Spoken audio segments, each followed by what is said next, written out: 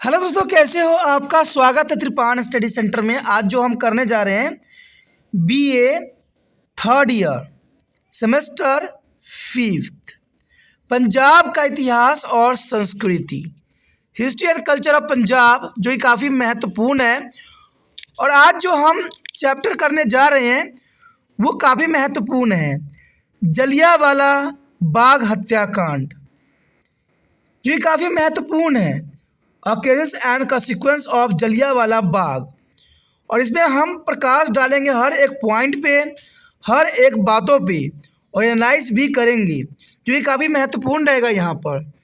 लेकिन दोस्तों, आपको पता ही है कि चैप्टर स्टार्ट करने से पहले एक बात जो मैं सदैव कहता हूँ, जिसको आपको सोचना भी चाहिए, विचार भी करना चाहिए और इवन अमल भी करना चाहिए, वो ये है कि जब भी वीडियो देखिए पूरा देखिए, क्योंकि अधूरा जानकारी सदैव खतरनाक होता है। साथ में एक इंपॉर्टेंट बात ये भी रहता है, अगर आप पहली बार वीडियो देख रहे हो तो लाइक शेयर सब्सक्राइब करना मत भूलना, क्योंकि दोस्तों लाइक कीजिएगा तो बनाने वाले का मनोबल बढ़ता है, सब्सक्राइब कीजिएगा तो इससे ये होता है कि जब भी मैं कोई वीडियो डालूंगा उसका नोटिफिकेशन आपको समय रहते मिल जाएगा। और देखिए, शेयर का मतलब ये होता है कि आपके थ्रू न जाने किन बच्चों को हेल्प मिल जाए, ये आप भी नहीं जानोगे, इसलिए जो है आप शेयर जरूर करो, ठीक है। व्हाट्सएप स्टेटस पे भी लगाओ। दोस्तों, एनएसएस सेंटर जो कई मानने में बहुत से बच्चों के लिए हेल्पफुल है, चाहे वो 8th क्लास हो, 9th 10th 11th 12th हो, चाहे वो एनआईएस बोर्ड के बच्चे हों, ठीक है, चाहे बीए एमए के बच्चे हो, सभी क्लासों के लिए कुछ ना कुछ जो है त्रिपान एनएसएस सेंटर में उपलब्ध है। तो इसलिए आपके लिए ज़रूरी है कि आप सब्सक्राइब करके इसको चैनल को जो है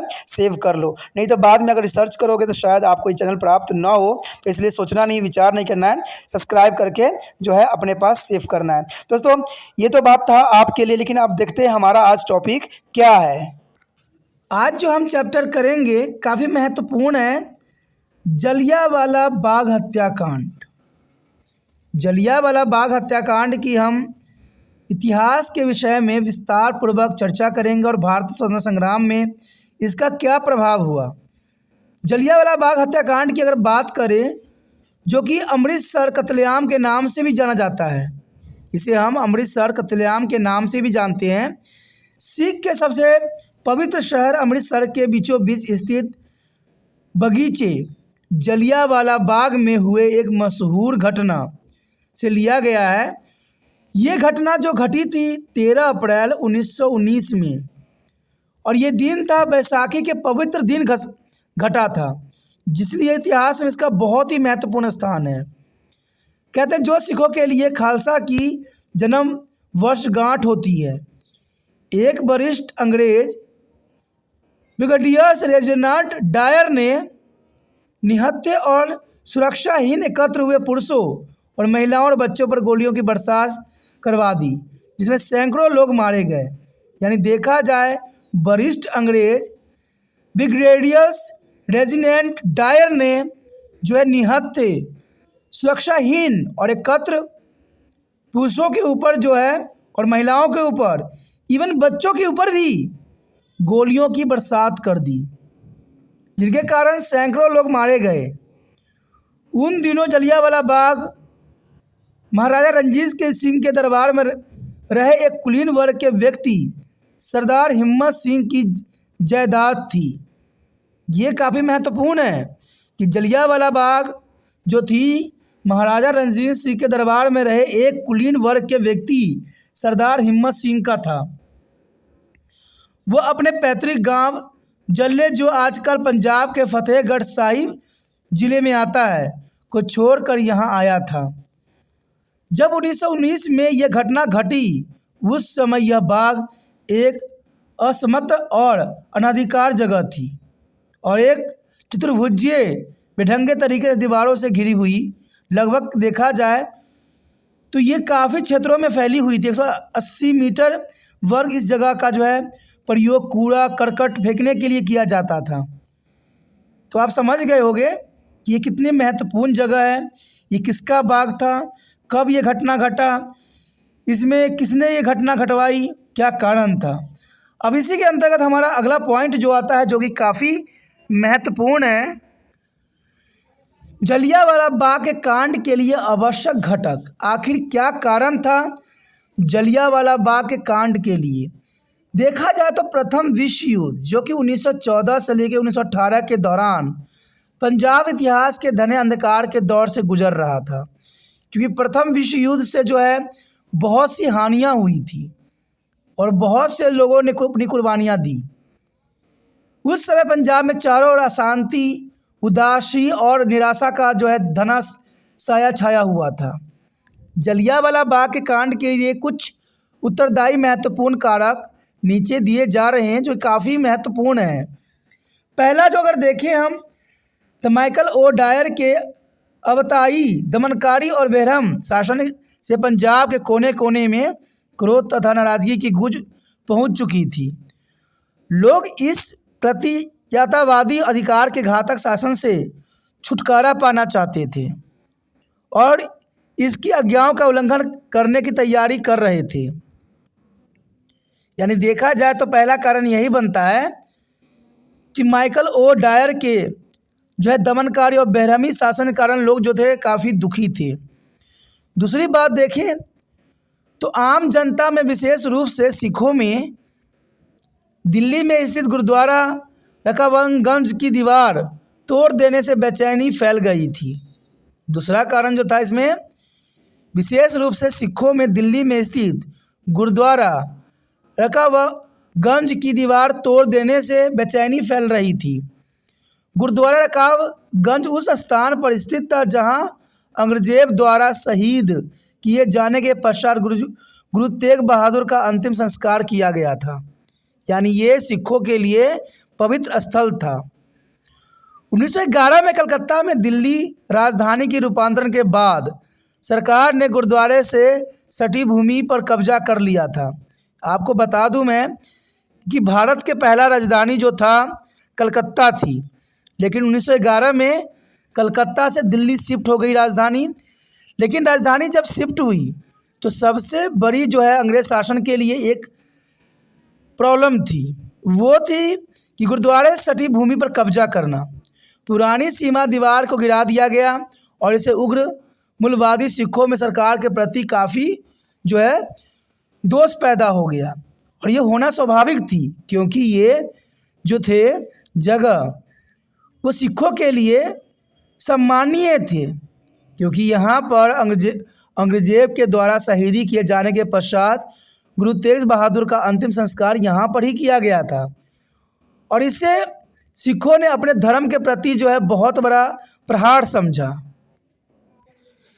तीसरे अगर हम पॉइंट के तरफ नज़र करें तो कहते हैं गदर पार्टी के कार्यकर्ता पर चलाए गए मुकदमे तथा उन पर किए गए अत्याचारों ने, जिसमें अधिकतर सिख थे, स्थिति को और जो नाजुक बना दिया। क्योंकि गदर पार्टी के कार्यकर्ताओं पर चलाए गए मुकदमों के कारण जो है और उन पर किया गया अत्याचार इस स्थिति को और भी कमज़ोर बना दिया। चौथी कारण पर अगर नज़र हम दौड़ाएं तो कहते हैं स्वतंत्रता रूप से प्रथम विश्व युद्ध में भाग लेने के बाद ब्रिटेन की अवस्था शाही शक्तियों के रूप में कम हो गई थी। चौथी स्वतंत्रता के रूप से प्रथम विश्व युद्ध में भाग लेने के बाद ब्रिटिश की अवस्था शाही शक्ति के रूप में कम हो गई थी, क्योंकि प्रथम विश्व युद्ध में ब्रिटिश ने जो है बढ़ चढ़ के पार्टिसिपेट किया था, जिसके कारण इनकी शक्ति जो है बिल्कुल ही छीन हो गई थी और भारतीय राष्ट्रीय आंदोलन व नरेंद्रवादी नेताओं के हाथों से खिसक कर गरम दल के नेताओं के हाथों में जा चुका था। यानी पहले देखा जाए तो भारतीय राष्ट्रीय कांग्रेस जो थी नरमपंथी थी, क्योंकि वो चाहती थी कि सरकार उनकी बातों को बहुत दिल से मान ले। लेकिन जब लोगों की बात सरकार ने नहीं मानी तो ये गरम दल के नेताओं के हाथों में जो है चली गई। और इस बदलते परिवेश में अंग्रेज यह दिखाना चाहते थे कि उनका भारत पर अब भी अधिकार है। यानी अंग्रेज दिखाना चाहते थे कि अभी भी भारत पर उन्हीं का अधिकार है और वह बल प्रयोग करके अपना शासन चला सकते हैं। और यही उन्होंने किया भी, बल का इन्होंने पूरा प्रयोग किया।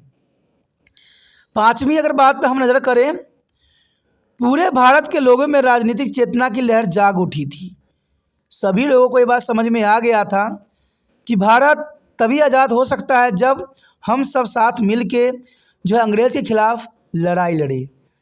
इसमें दो प्रमुख नेताओं का हाथ था।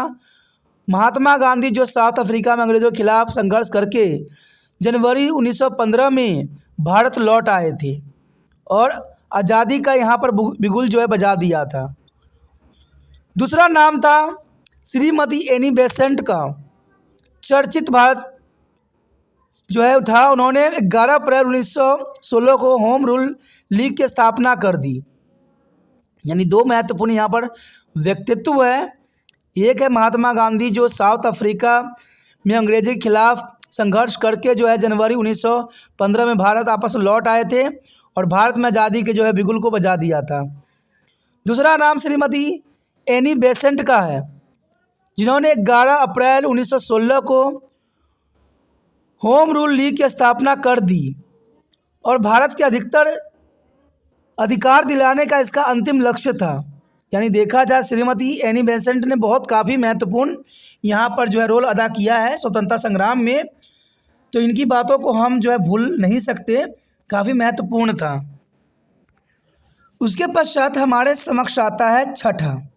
कहते हैं भारतीय राष्ट्रीय कांग्रेस ने दिसंबर 1916 के वार्षिक अधिवेशन में जो लखनऊ में हुआ था, यह प्रस्ताव पास किया कि अंग्रेज सरकार को जितना ज़्यादा संभव हो सके भारतीयों के स्व सरकार बनाने की नीतियों की घोषणा कर देनी चाहिए। ये काफ़ी महत्वपूर्ण कारण था कि छठा भारतीय राष्ट्रीय कांग्रेस की दिसंबर जो 1916 में वार्षिक अधिवेशन हुआ था, उसमें साफ शब्दों में कह दिया गया था कि भारत को स्व सरकार बनाने की नीतियों की घोषणा कर देनी चाहिए। और सातवीं कारण ये था कि भारत ने प्रथम महायुद्ध में अंग्रेजों की दिल खोल कर सहायता किया था। भारत ने प्रथम विश्व युद्ध में अंग्रेजों का जो है दिल खोल के सहायता किया था, क्योंकि उन्होंने भारतवासियों को वचन दिया था कि अगर हम ये युद्ध जीत जाते हैं तो आपको भी हम स्वतंत्र कर देंगे। इसलिए भारतवासियों ने जो है बढ़ चढ़ कर इसमें पार्टिसिपेट किया था। इसलिए युद्ध समाप्ति के पश्चात भारतीय राजनीतिक हितों के आगे बढ़ाने की आशा कर रहे थे। यानी भारतीय लोग यह आशा कर रहे थे कि अब अंग्रेज जो है भारत को आज़ाद कर देंगे, लेकिन इसके विपरीत हुआ सारी कहानी। अंग्रेज सरकार की तरफ से भारत सरकार के सचिव E.S. मैकटेगन ने जो है 29 अगस्त 1917 को यह घोषणा कर दी कि अंग्रेज सरकार की प्रशासन नीति यह होगी कि प्रशासन के प्रत्येक शाखा में भारतीयों की संख्या बढ़ाई जाए तथा धीरे धीरे विकास के लिए शासकीय संस्थाओं के महत्व दिया जाए, ताकि भारत में उत्तरदायी सरकार की प्रगति को देखा जा सके। यानी जो बात उन्होंने सोचा नहीं था वो बातों का अनुसरण किया। जहाँ पर उन्होंने भारत को जो है आज़ाद करने की बात कही थी, वहीं पे जो है उन्होंने बात को पलट के सिर्फ जो है ऑर्गेनाइजेशन में जो है भारतीयों की संख्या बढ़ाने की बात की।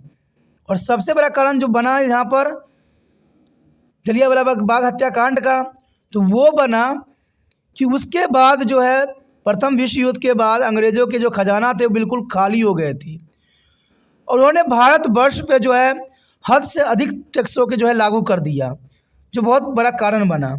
अब हमारे समक्ष जो आगे आएगा तत्कालीन कारण, यानी देखा जाए तो जलियांवाला बाग हत्याकांड के इतने सारे कारण थे। हमने 7 कारणों पर यहाँ पर डिस्कस किया जो कि काफ़ी महत्वपूर्ण थे, लेकिन अब जो हम डिस्कस करने जा रहे हैं वो तत्कालीन कारण है। आखिर तत्कालीन कारण क्या थे, चलिए देखते हैं। यदि हम तत्कालीन कारण की बात करें तो सबसे बड़ी तत्कालीन कारण था रॉयलेट एक्ट एवं मार्शल लॉ। आप सोचिएगा ये है क्या? यही कारण था जिसके कारण जलियांवाला बाग हत्याकांड हुई थी। लेकिन भारत के वायसराय लॉर्ड चेम्सफोर्ड ने 10 दिसंबर 1917 को सीरियसन कमेटी की स्थापना कर दी। इस कमेटी के अध्यक्ष के नाम पर रॉयल कमेटी के नाम से अधिक जानी जाती है। इस कमेटी को सीरियसन कमेटी की स्थापना की, जिसको आज हम रॉयल कमेटी के नाम से जानी जाती है। और इस कमेटी की नियुक्ति भारत ने उग्रवादी आंदोलन से जुड़े अपराधी षड्यंत्रों के बारे में छानबीन करने के लिए की गई थी। यानी रॉयल एक्ट की जो स्थापना यहाँ पर किया गया था वो इसलिए किया गया था कि भारत में अंग्रेज़ के प्रति जो है उग्रवादी नीति तो कोई अपना नहीं रहा, षड्यंत्रों पर जो है छानबीन करने के लिए की गई। उन्हें क्रांतिकारी द्वारा रचे गए षड्यंत्रों की प्रकृति के बारे में रिपोर्ट पेश करने के लिए कहा गया कि भारत में कौन व्यक्ति हैं जो अंग्रेज़ के खिलाफ जो है षड्यंत्र रच रहे हैं, ताकि उनसे निपटने के लिए आवश्यक वैधानिक कार्यवाही की जा सके। और इस कमेटी की सिफारिश के अंतर्गत 2 रॉयलेट बिल पास किए गए और ये बिल थे जो 18 जनवरी 1999 में भारत सरकार ने गेट में प्रकाशित कर दिए गए थे।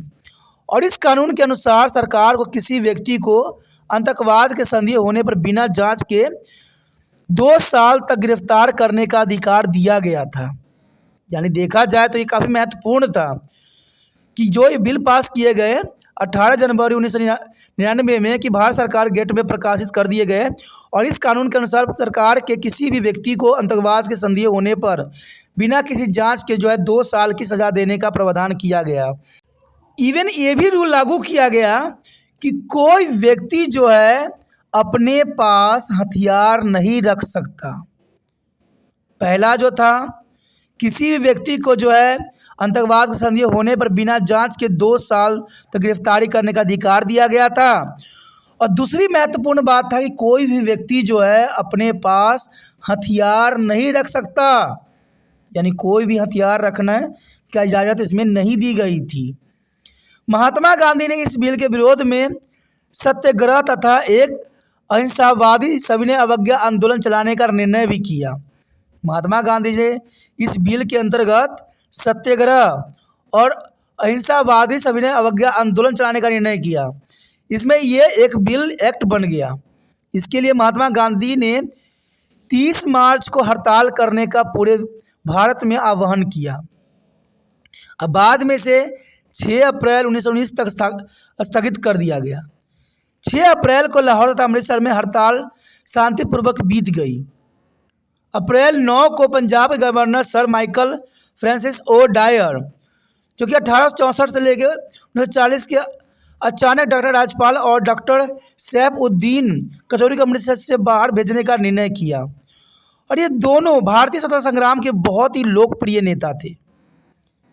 डॉक्टर सत्यपाल और डॉक्टर सैफउद्दीन कचूल ये काफ़ी लोकप्रिय नेता थे और इनको जो है अमृतसर से बाहर भेजने का जो है माइकल फ्रांसिस ओ डायर ने अचानक फैसला लिया। उसी दिन पंजाब में महात्मा गांधी के प्रवेश पर प्रतिबंध लगा दिया गया और ऐसा भारतीय सुरक्षा अधिनियम के अंतर्गत किया गया, जो कि काफ़ी महत्वपूर्ण था।